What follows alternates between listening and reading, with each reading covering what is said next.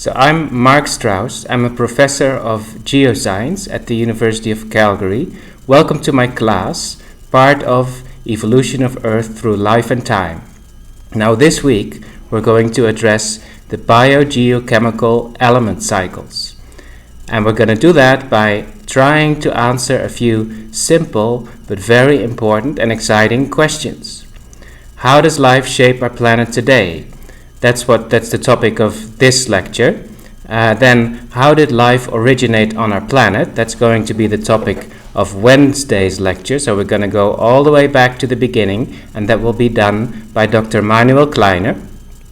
Third question, how did life and our planet co-evolve over geological time?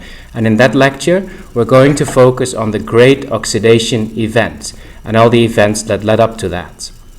Final questions, what we want to know is why did things work out that way, and how do we know all that? How do we learn that? How can I be telling you that today? Okay, so let's get started. So the biogeochemical element cycles are very important for what the Earth looks like. And the most striking example today is global warming.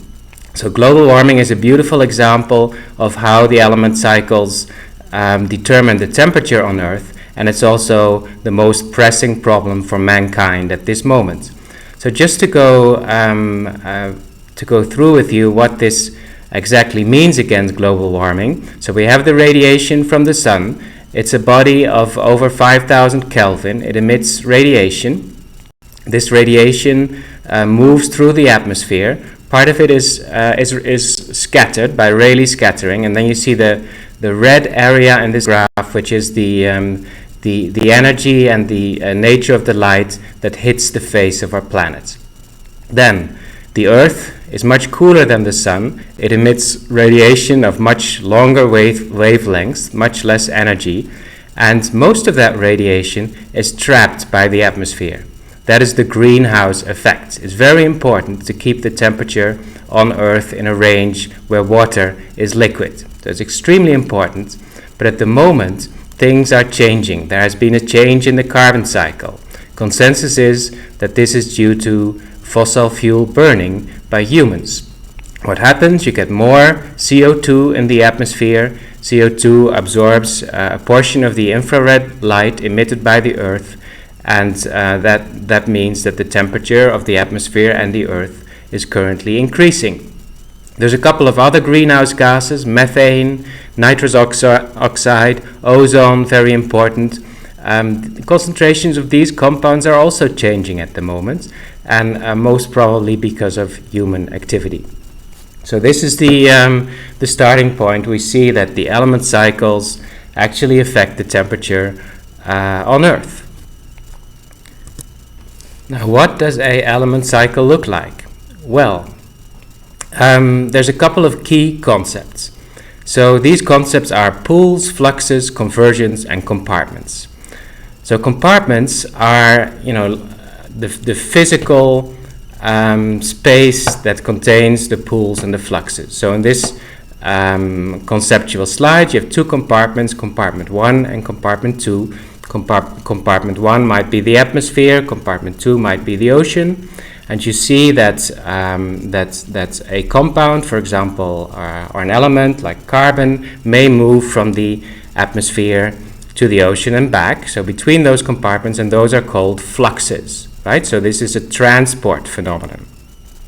Then you also see that compartment 2 contains two pools of this element, and if this element is carbon, those two pools might be the organic carbon pool, so all the carbon in the form of organic carbon, and the inorganic carbon pool, so this could be bicarbonate and CO2, so those might be pools 2 and 3.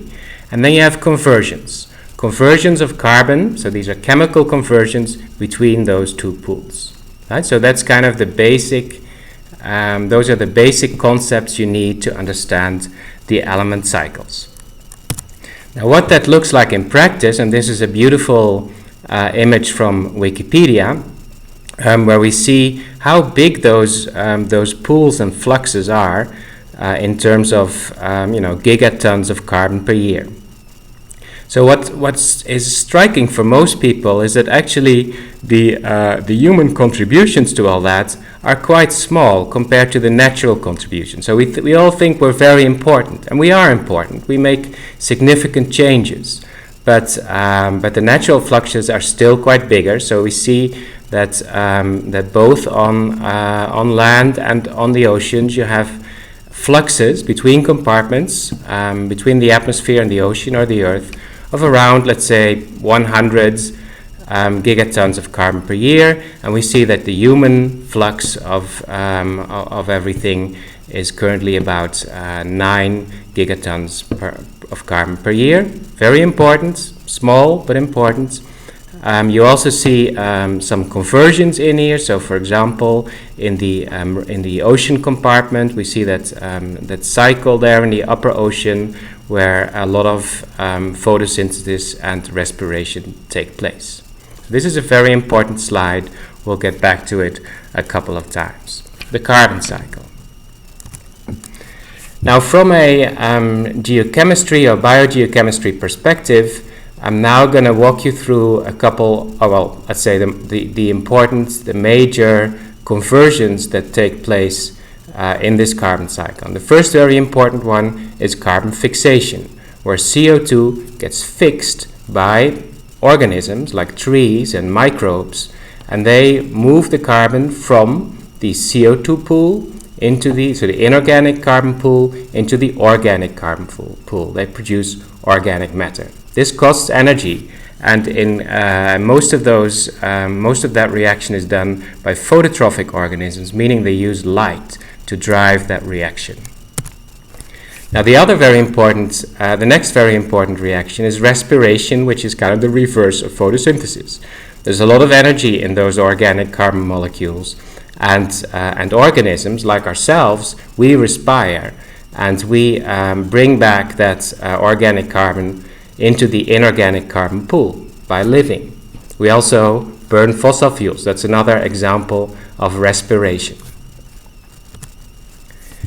Now, microbes can do things that organisms we know can't, and one of them is a process known as methanogenesis. So it's an example of fermentation, where the organic carbon is consumed and energy is taken out of it and used in the absence of oxygen.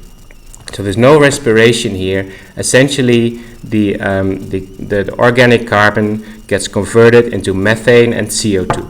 So it's also a oxidation reduction reaction with methane as one of the end products. And methane is a very important compound, very strong greenhouse gas. Fortunately, most of that methane never reaches the atmosphere, because another group of microbes reoxidizes the methane back to CO2 with oxygen. So it's another form of respiration. It's just that methane, a one carbon compound, is the energy source for that reaction. Right? So most of the methane produced on Earth is reoxidized to CO2, and that is a very good thing when you want to keep the temperature under control. Now, biology is not the only contributor to the carbon cycle. Biology acts in what is sometimes called the fast carbon cycle, but there's also a slow carbon cycle, which is much slower. And you see the rates of those cycles depicted at the top, with the fast carbon cycle turning over 10 to the 16th to 10 to the 17th gram per carbon per year. And the slow carbon cycle, so that's the geological carbon cycle, only turns over like 10 to the 13th to 10 to the 14th gram carbon per year. And we humans are currently somewhere in between those two cycles in terms of speed. Now, how does the slow carbon cycle work? Well, when the amount of CO2 in the atmosphere increases, it means that the pH of the rain goes down. It becomes more acid. It means you get more leaching of, for example, calcium. The calcium, so that's, we're at step 2 now. Calcium goes with rivers to the ocean, where microbes and larger organisms form calcium carbonate shells, and those organisms settle to the bottom of the oceans, forming carbonate sediments. Next, those carbonate sediments become limestone, and they also contain organic material and get subducted in convergent plate boundaries. So this is part of plate tectonics. So now it gets buried into the crust of the Earth, and stays there until, because of volcanic activity or at divergent boundaries, it gets released again and goes back into the atmosphere. So this is a very important long-term process that keeps the temperature of Earth in a very favorable domain for life over extended periods of time. So ultimately, most of the CO2 we are currently putting into the atmosphere will get put back into the Earth by this process. It's very slow. It will take hundreds of thousands of years, and that's very slow compared to the current pace of things with humanity. You have to imagine that probably the first really modern humans, like us, Homo sapiens, only got started like one turn of this cycle ago. So it's really very, very slow. It's not a solution, but it will keep the Earth, let's say, habitable, at least for microorganisms, over geological time. So slow carbon cycle is also important. So now I would like to introduce you to the three flavors of life. And life is kind of the actor in these biogeochemical cycles. So the three flavors are the prokaryotes, the eukaryotes, and the viruses or phages. So phage is just another word for virus. Only thing about phages is that they infect bacteria, not humans like us. Okay, so the prokaryotes, two kingdoms, bacteria and archaea, they have very simple cells. So they only have one compartment. The compartment is surrounded by a membrane and a cell wall, and inside the compartment is the DNA that contains the blueprint of this form of life, and most of the metabolism and proteins and the molecular machinery of these cells is inside that single compartment. Of course, there's a few things sticking out, like the flagellum that makes these bacteria move. Lots of sensors and whatever also sticking into the environment. Simple cells, small, a single compartment. So then we go to the eukaryotes.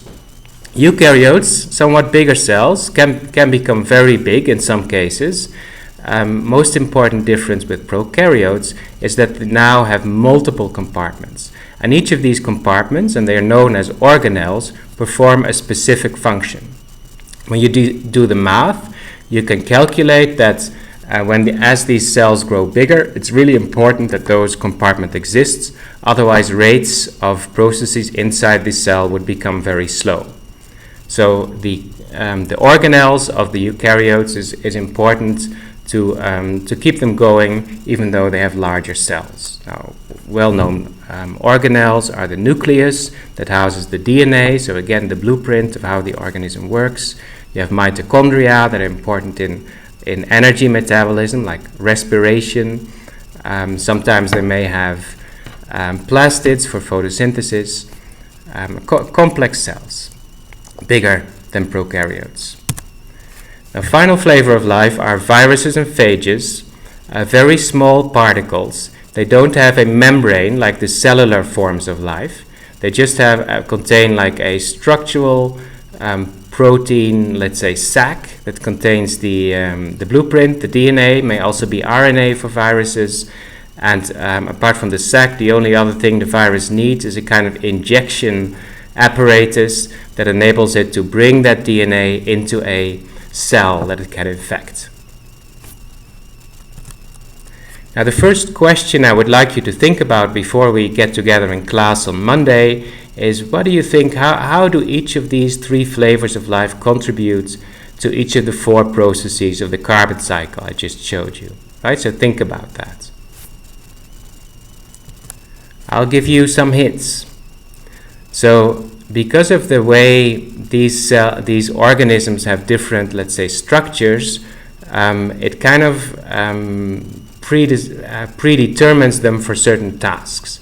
So prokaryotes, metabolically versatile, and because of their small size, only in wet environments, etc. So think about that, and you may also ask yourself the question when you read all this is why do these organisms have these different roles? Like there's a very strong logic behind that. So the question is, how does each of these three flavors contribute to the 4 conversions in the carbon cycle? Now, the carbon cycle is not the only thing that happens in life. There's lots of other element cycles, and as I said, these prokaryotes are very versatile. They can do things that we can't, and also our other friends of the eukaryotes can't do it.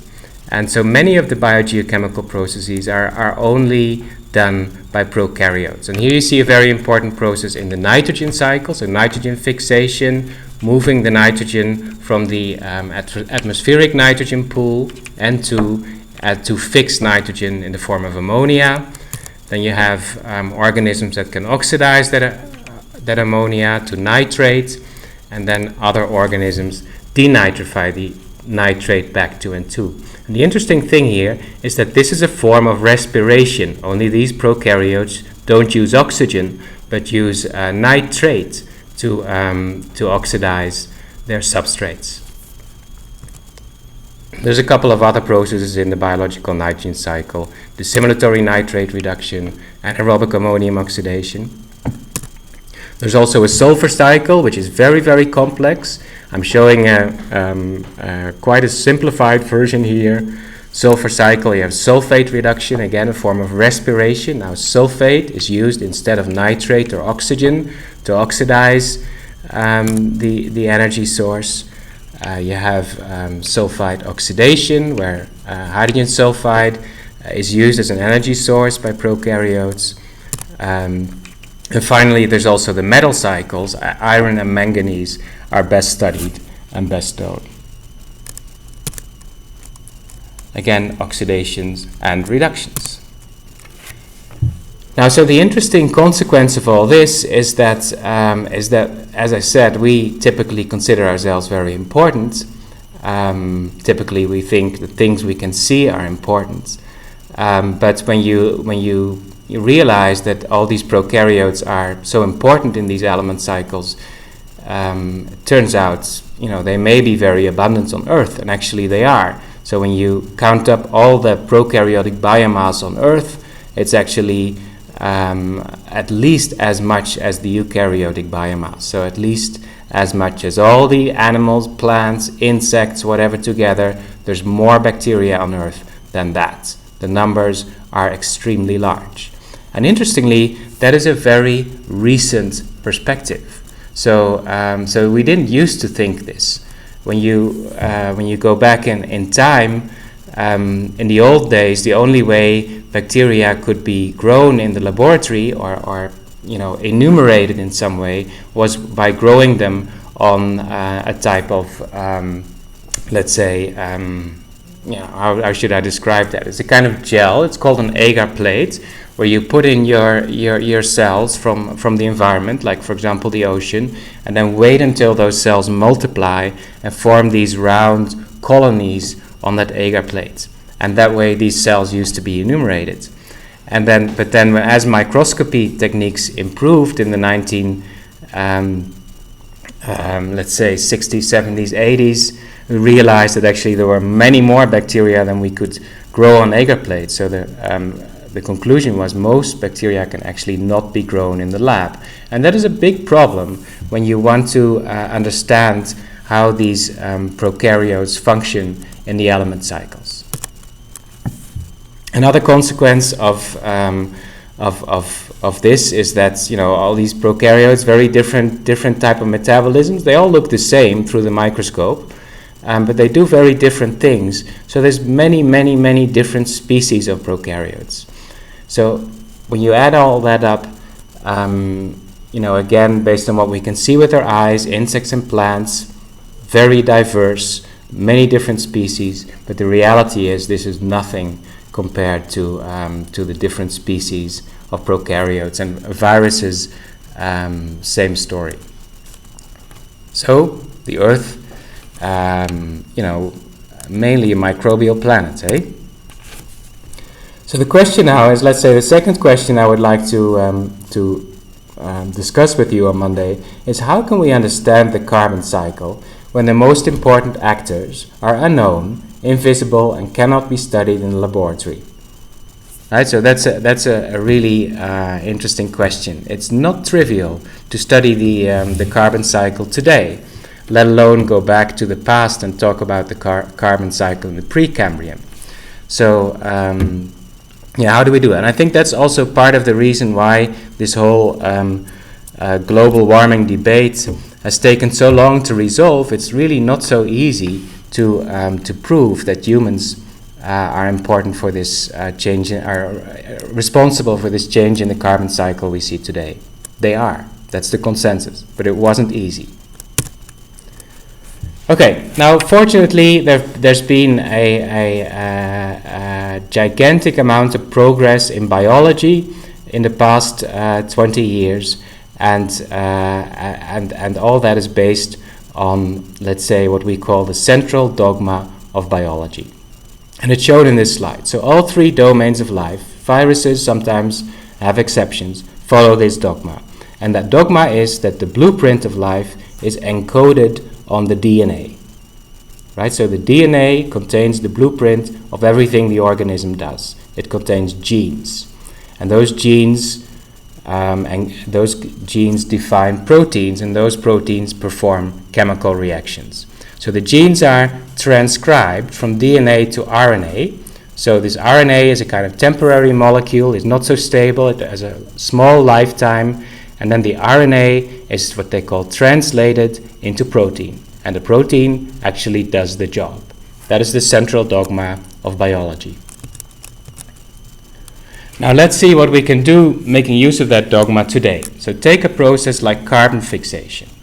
So carbon fixation, there's a couple of biochemical pathways. One of them is called the Calvin cycle. It's a very complex pathway which leads to the conversion of CO2 into organic carbon.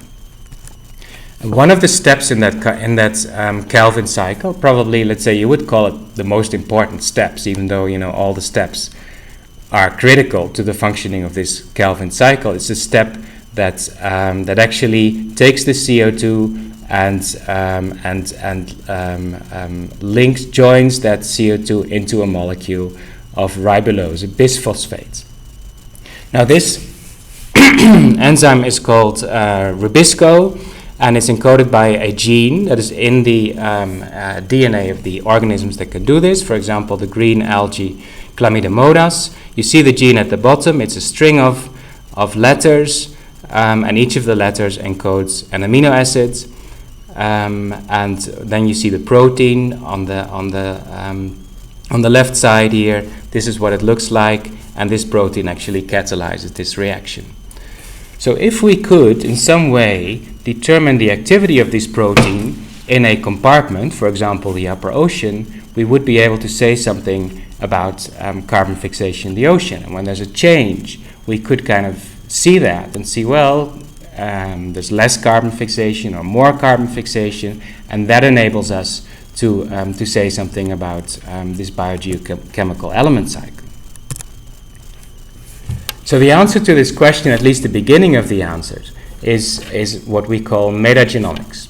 So as I said, there's been gigantic progress in the biological sciences, and what we can do today is we can go to the ocean, take out DNA, or filter out the DNA, extract it, and determine the genomes of all the organisms in our sample. The complete genome, so all the genes encoded by these organisms. So that way we can answer the question, who's there and what can they do?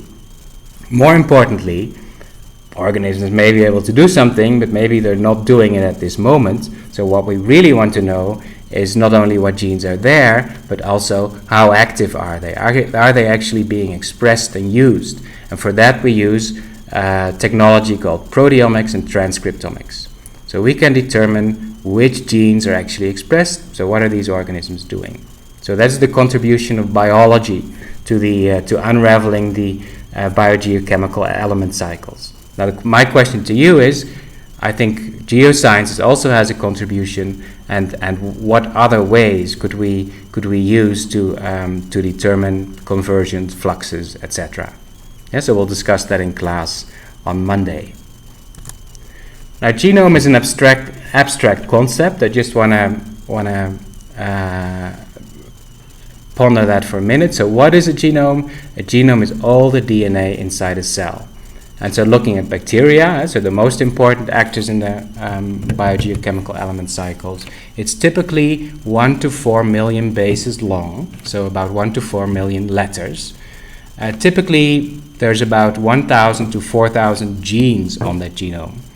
And of those genes, about 1,000 are needed to just do the basic things the cell does. So make the DNA, make the RNA, make the proteins, all the amino acids, etc. That's called central metabolism. It's about 1,000 genes. And any organism that is totally independent should have all those genes.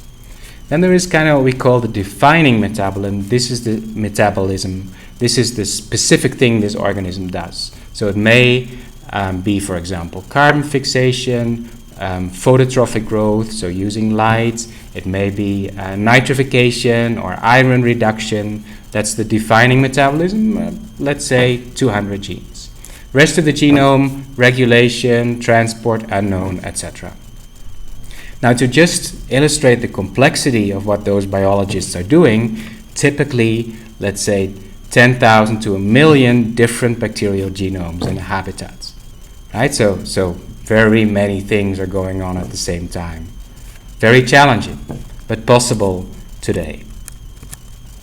Now, as an example of how science is progressing, this is a recent paper, was published this summer in Nature, and it's about the Earth's virome. And so this is where researchers have taken DNA from many different places, sequenced it, so that means, determining all those letters that are in that DNA, and looking specifically at viruses. What type of viruses are there? What might they be doing?